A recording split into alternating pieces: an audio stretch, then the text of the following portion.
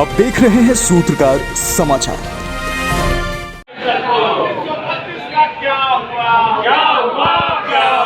नमस्कार, मैं प्रेरणा चौरसिया, आप देख रहे हैं सूत्रकार समाचार।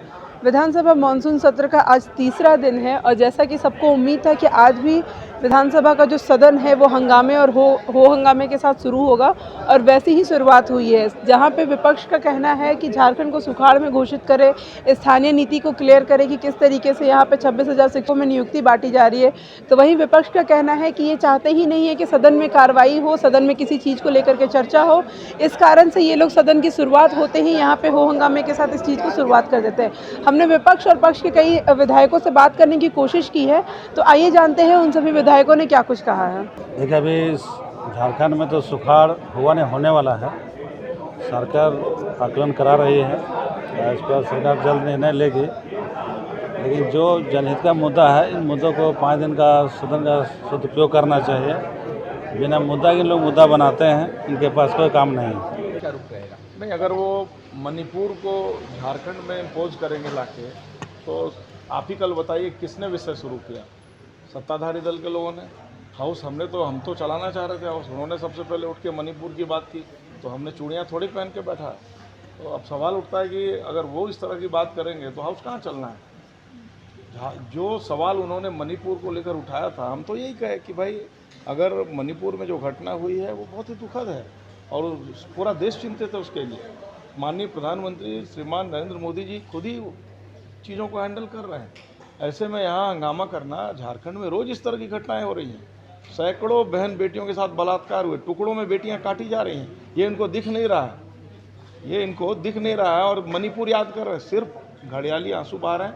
और मैं फिर कह रहा हूँ कि अगर ये झारखंड के मुद्दों से ध्यान भटकाने का काम करेंगे, जो भ्रष्टाचार है झारखंड में, जो झारखंड में रोज़ हत्याएँ हो रही हैं, जिस तरह से बलात्कार की घटनाएं हो रही हैं, पूरा का पूरा सिस्टम भ्रष्टाचार से बजा रहा है, जिस तरह से पत्थर खजाना, बालू, कोयले की चोरी, लूट हो रही है, तो हम तो इन सवालों का जवाब चाहते हैं। जो नौजवान हमारे बेरोजगार हैं, हम उनके रोजी रोजगार की बात कर रहे हैं। हम तो यही कह रहे हैं कि आपने कोई नियोजन नीति बनाई नहीं, और जब नियोजन नीति बनाई नहीं तो फिर आप ये जो 26,000 लोगों को नियुक्तियाँ देंगे तो देंगे कैसे?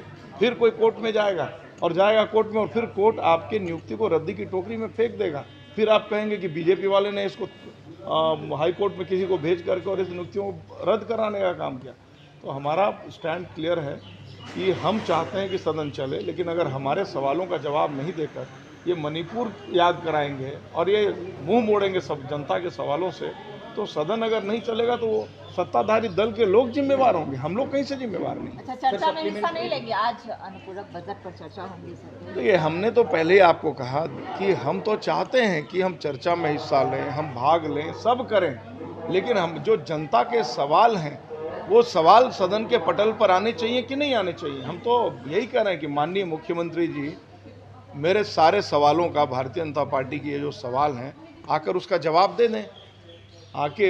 दे दें, कि जो कोडरमा लोकसभा क्षेत्र में एक बहन के साथ जो घटना घटी, उसके भी वस्त्र उतारे गए। तो इस पर ये सरकार चुप क्यों है, मौन क्यों है? जो सुभाष मुंडा के हत्या के आज लगभग 1 सप्ताह हो गए हैं, आज तक अपराधी तक पहुंची नहीं सरकार, तो आखिर ये सरकार चुप क्यों है? हम तो यही कह रहे हैं। तो इन सवालों के जवाब यदि मुख्यमंत्री जी हम लोगों को दे देंगे तो बड़े प्यार से सदन चलेगा, लेकिन अगर नहीं देंगे तो अब आप ही बताइए कि किस प्रकार का सदन चले या बंद रहे, कोई औचित्य नहीं है। अच्छा, लालू यादव जो लाया गया वो कितना सही? देखिए, ये पूरी तरह से लूट का बजट है। पहले ही से उन्होंने 1,01,000 करोड़ का बजट लाया था। आप जरा पूछिए ना कि कितनी राशि उसमें खर्च की है। तो ये ऊपर से और जो सप्लीमेंट्री बजट आपने लाया है, तो इसका अर्थ सीधा यही है कि वो जो लूट था वो कम था, वो राशि कम पड़ गई। अब थोड़ा और लूटेंगे और लूट करके अपना खजाना भरेंगे, स्वयं का खजाना भरेंगे, भले झारखंड की जनता बेहाल हो जाए। नहीं है, सरकार को इंटरेस्ट नहीं है ये राशि। अभी तक राज्य में हमको लगता है कि बहुत बड़े संख्या में किसान हैं जिनका धान का खरीदी पिछले साल किया गया है और आज तक उसको मुआवजे की राशि नहीं मिली। 1 साल होने जा रहा है, जबकि इनकी योजना 7 दिनों के अंदर हम भुगतान करेंगे। इस साल भी है, ये तो केवल औपचारिकता के लिए कुछ नहीं। इनको किसानों से कोई मतलब नहीं है। आदिवासियों से कोई मतलब नहीं है। जो लोग अपना जीवन यापन कृषि से करते हैं उससे सरकार को कोई लेना देना नहीं है। इस वक्त की परिस्थितियाँ देखकर के सरकार को क्या सजेशन देगा? लेकिन तुरंत दो काम इनको तुरंत करना चाहिए। एक तो ऑल्टरनेट जो क्रॉपिंग का पैटर्न है, अगर धान का क्रॉप फेल हो रहा है तो उसके जगह पर किसान क्या कर सकते हैं, ये तुरंत इनको कार्रवाई करनी चाहिए पहला। और दूसरा, राहत राशि का वितरण तुरंत करना चाहिए, नहीं तो बहुत सारे किसान बाध्य होकर के आत्महत्या जैसे कठोर कदम उठाने की तरफ अग्रसर हो जाएंगे। धर्म हया सब एक ताक पर रख दिया है भारतीय जनता पार्टी के लोगों ने। आज आप लोगों ने, आप लोग मीडिया के साथी हैं, आप लोगों ने आज का अखबार भी पढ़ा होगा, सुप्रीम कोर्ट का जो वर्डिक्ट आया है। कितना इन्हें तो अगर जरा से भी शर्म है, जरा सी भी इनमें नैतिकता है तो इन्हें अपने प्रधानमंत्री, अपने गृह मंत्री का इस्तीफा मांगना चाहिए।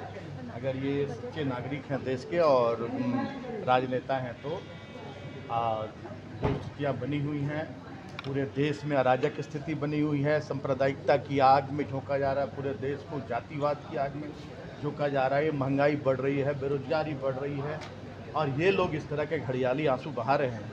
तो समय आएगा, 2024 बहुत निकट है और इन्हें सब कुछ जनता दूध का दूध और पानी का पानी। मिथिलेश जी, एक और आरोप लग रहा है कि जब नियोजन नीति स्पष्ट नहीं है तो जो 26,000 शिक्षकों की बहाली सरकार करी है वो कैसे करेगी? फिर उसको कोई ना कोई तो कोर्ट लेके चला इन्होंने जाएगा। शर्म, हया, लाज, लज्जा सभी कुछ ताक पर रख दिया है इन लोगों ने। इन लोगों को ये जानकारी होनी चाहिए कि हम लोगों ने 1932 आधारित खतियानी आधारित स्थानीय नीति हम लोगों ने लागू कर दी थी विधानसभा में, और महामहिम राज्यपाल इनके द्वारा, इनके जो आका बैठे हुए हैं दिल्ली में, उनके द्वारा नियुक्त किए गए हैं। वो कुंडली मारकर क्यों बैठे हुए हैं, उस पर इन्हें जवाब देना चाहिए। हम लोगों ने तो सब कुछ कर दिया, हम लोगों ने राज्य हित के लिए अनेकों कदम उठाए, लेकिन इनके द्वारा ये दो मुहा सांप है। विधानसभा में इन्होंने समर्थन किया और बाहर आकर उसका विरोध, इनके महामहिम उस पर कुंडली मारकर बैठ गए। तो ये सारी चीज़ें जनता देख रही है और जनता समय पर जवाब देगी। मेरा भाषण पढ़िएगा। वित्तीय प्रबंधन बढ़िया है कि क्या है, मेरे भाषण पढ़िएगा, यहाँ नहीं बोलूँगा। भाषण पढ़िएगा और सुनिएगा, पढ़ना नहीं है, सुनना है। सुनिएगा, उसमें बताएंगे, खुलासा करेंगे। तो सर, जो राशि होती है वो खर्च नहीं हो पा रहा, तो सप्लीमेंट्री लाने की जरूरत है? किसने कहा? आप नहीं समझते हैं ना, आप लोग सप्लीमेंट्री क्यों लाया जाता है? संविधान पढ़िए ना, आप लोग भी संविधान पढ़ लीजिए, क्यों लाया जाता है। हम पूरा खुलासा करेंगे, पूरा लिखित भाषण देंगे, हम पूरा लिख के लाए क्यों सप्लीमेंट्री लाया जाता है और क्या हमारे यहाँ परफॉर्मेंस है। 93-94% खर्च कर रहे हैं, 100% तो कहीं नहीं होता है खर्च।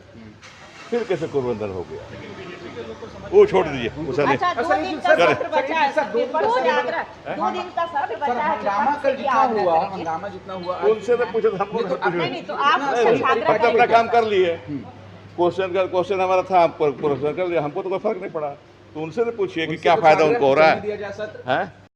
सत्ता पक्ष और विपक्ष से बातचीत करने के बाद अब देखना ये है कि जिस तरीके से आज सदन का तीसरा दिन है और पिछले 2 दिनों में जिस तरीके से कोई चर्चा नहीं हो पाई है, ना ही जनता के सवालों के जवाब निकल के आ पाए हैं, क्या आज जो चर्चा निकली है नियोजन नीति को लेकर के, या फिर मणिपुर हिंसा को लेकर के, या फिर सप्लीमेंट्री बजट को लेकर के, तो क्या इन तीनों चीज़ों पर आज चर्चा पूरी तरीके से हो पाती है? क्या कुछ फैसले निकल करके सामने आते हैं? ये देखने वाली बात रहेगी। फिलहाल हमारी रिपोर्ट यहीं तक। ऐसी खबरों को देखने के लिए आप मेरे साथ बने रहें। मैं प्रेरणा चौरसिया, सूत्रकार समाचार। अगर आपको हमारा वीडियो पसंद आता है तो हमारे चैनल को लाइक, शेयर और सब्सक्राइब करना ना भूलें।